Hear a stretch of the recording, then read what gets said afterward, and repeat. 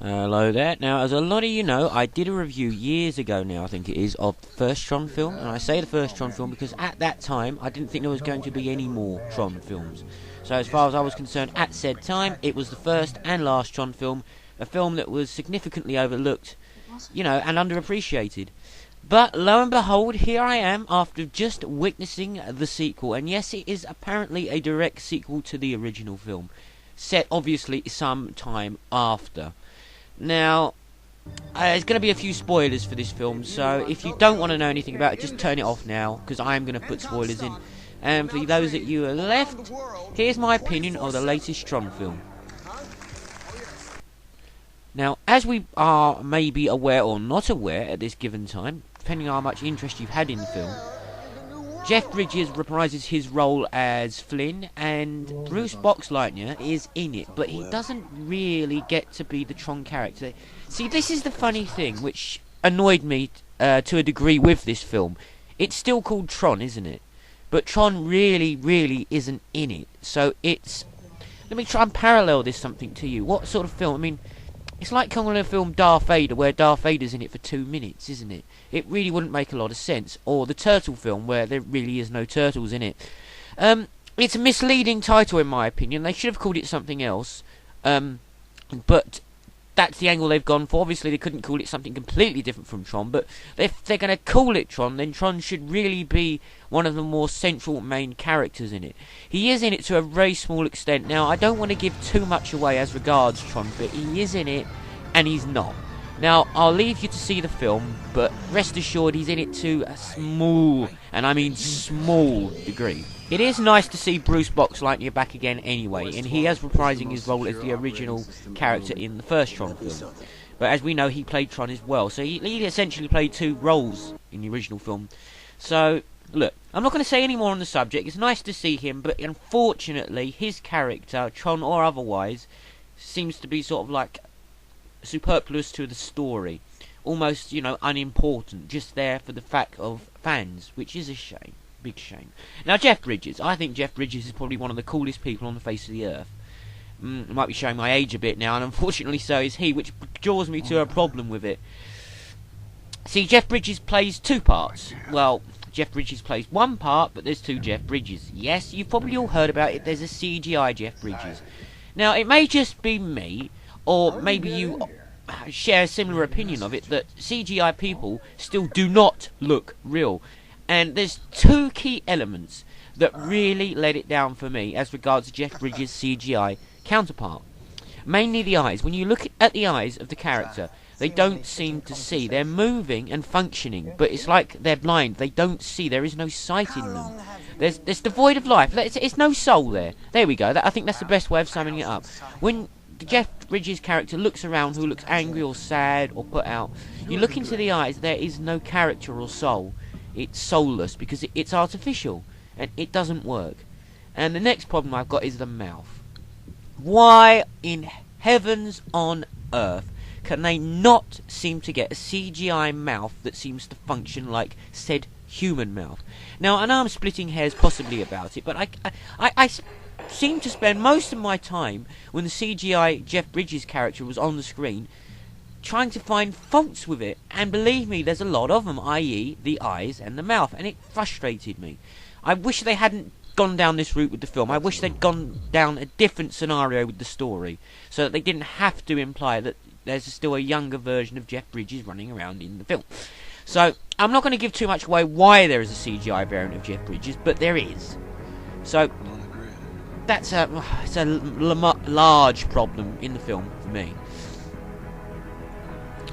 Now, as you're probably aware, because said main characters are old or not in it, or, along those lines, we have a new character by the name of Sam. Sam is a very popular name at the moment, isn't it? You only have to think of Transformers, and there's another film anyway, Sam seems to be a popular name, so... Jeff Bridges, or Flynn's son's name is Sam. So, obviously we have to have younger people in this to attract the main screen audience. I completely understand that. And also the fact Jeff Bridges is old now, so we really can't get away from it. I mean, the original film was in 1982, 83, so yes, it's going back a bit to 2010 now, isn't it? So, yeah, he's got his son.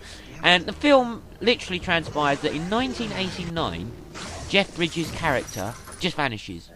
What do you say? No explanation. Tomorrow, you and I hit the arcade. No reason, he just vanishes. And we find out later on it's because he was going in and out trying to create this utopia inside the net, or the gaming world, or whatever the hell it was that he was trying to accomplish inside of computer cyberspace.